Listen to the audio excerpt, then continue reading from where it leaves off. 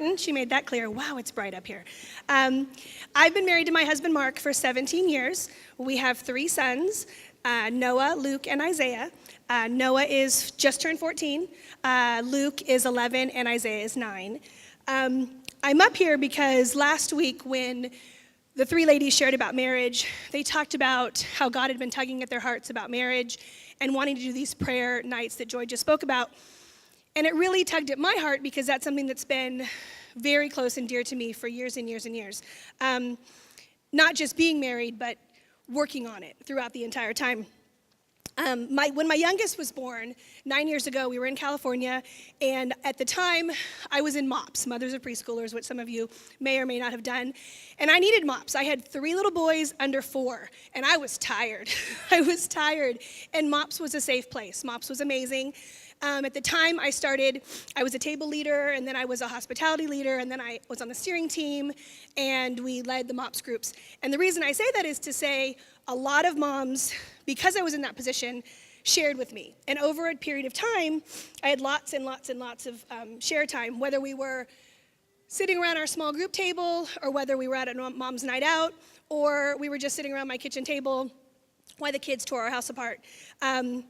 There was a continual thread in those conversations, and for whatever reason, people continually shared with me about their marriages and how tired they were and how exhausted they were. And don't touch me, I'm tired, get off me. I have nothing left to give. Do not touch me, right? I haven't showered in a couple days. Trust me, this is not sexy. So I got it, and I know that a lot of people struggled, and I realized that it wasn't just about a couple marriages, it was about a lot of marriages. And so this morning I'm here to encourage you on that subject. So since I don't know most of you, we're going to pretend that we're at my house sitting around the kitchen table in yoga pants with no makeup and baggy eyes because we're tired. Since I don't know you, that's a lot easier for me to talk about sex and intimacy this morning. So we're all sitting around the table, you're all in yoga pants, no jewelry, it's a lot easier. I remember before my 14-year-old was born, we were somewhere, someone was talking about marriage, and they talked about how God comes first in your marriage, and you want that to be the most important part of your marriage. I knew that. I was happy to do that. That felt great to me. But she said something that resonated with me and that I continued to think about over the years. She said, and remember to put your husband first before your children. And at the time, that seemed easy. I was married. I thought he was pretty hot. Really no reason to have a problem with that. Perfectly happy. That didn't seem like a problem to me at all. And then we had a baby. And I held that little baby in my arms. And I fell in love in a whole new way that I never thought possible. And at that time, it occurred to me, hey, this isn't going to be quite as easy as I thought it was going to be. It's going to take a lot more effort than I thought to put him first, because this one needs me 24/7, and he literally cannot survive without me. However, my husband's perfectly capable. He can handle it. He can handle it. He can go to work by himself, and he can make dinner. He's fine. But I realized that was going to be harder, and I started to try at it. And I really, really started to try. And even as we continued to have more kids, I continued to put him first, and I've really benefited from it, and I encourage you to try that. So I know a lot of you are here this morning, moms of little ones, and I very, very much remember being thrown up on and pooped on and wiping little booties all day long and feeling like being tugged at and pulled at and sucked on, literally, all day long. So when someone comes home at the end of the day and starts pulling and tugging, I realize you got nothing left to give. One more thing is not what I'm interested in. So I'm here to encourage you to change that mindset, to look at that differently. I encourage you to, instead of thinking about sex and intimacy with your husband as just one more chore, one more thing that someone needs from you, consider thinking of it as something that someone wants to share with you and that someone wants to give to you. And I really encourage you to open your eyes to the fact that God did not create sex for man. He created it for man and for woman. There's a reason why we have those babies. We all used to enjoy it, I think, a little more before kids sometimes. So remember that. And I encourage you to simply change that mindset. Think of intimacy as me time. Time for myself. Time for me. Time for someone to love on me in a way that you've been loving on others all day long. But let him love on you in a way that your kids aren't capable of. We all need that refreshing. And it's not just about a date night or getting away. Sometimes it's just simply about letting someone love on you. And you give, give, give, give all day long. Change that mindset and think about how someone can now give back to you. It really, truly does make a difference. But trust me, I know, after babies, we don't all feel the same. Some of you bounce right back after babies. Some of us are still carrying around a little extra flab. Things don't work the same way. They don't look the same way. So I understand that sometimes we just don't feel sexy. But remember, he doesn't care. He probably doesn't look as great as he did either. He's used to. So let's be honest about it. Enjoy that time with him. And I just encourage you to really think of that differently. Remember, you didn't choose those children that you have. You chose your husband. God chose those children for you. God gave those to you in a lot of different ways, but those are blessings from God. You chose your husband. He chose you.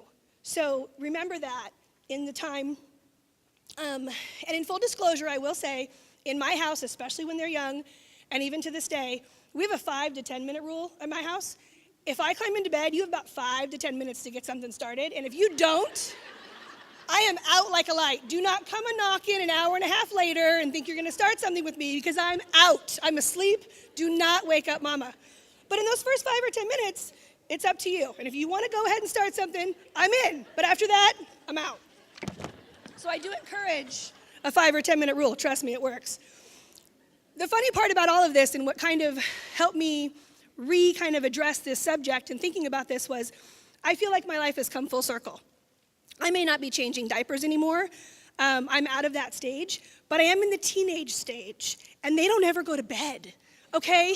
They don't go to school till 9 o'clock in the morning, so they can get up at 8 leisurely. I still have to get up at 6 with their brother, so I don't want to stay up till 11 or 12 o'clock at night. So I'm coming full circle. I may not be changing diapers, but I'm begging teenagers to go to bed so that I can have some time with my husband. I want to be alone, and he knows what's going on. So I'm not going to go close the door when he's still awake because that just feels funny.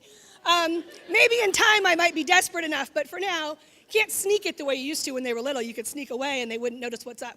14-year-olds know exactly what's up.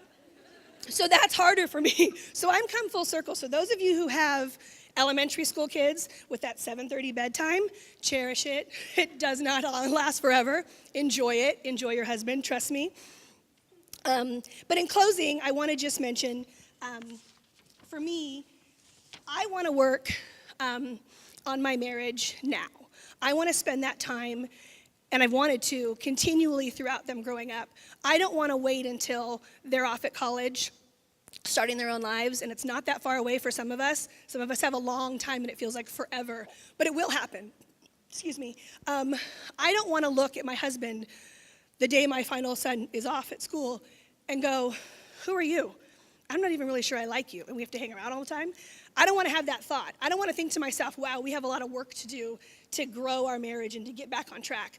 I want to do that work now and like him and love on him and have him love on me and sow back into me so that when we do have that chance, I want to look at him and go, what's next? Let's go do something fun because we've already done the work and we're going to like each other. Now, there's always ups and downs, don't get me wrong, but working on it now makes a lot more sense than the other. And remember, because we have those babies for 18 years. Some a little longer. If you have a basement, don't let them back in.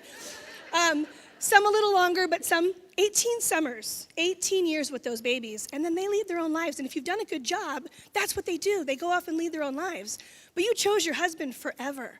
And you're going to be together for a long time. You're together before kids, and you're together after kids. And hopefully for a long time after kids. So taking that time to sow into that makes a difference.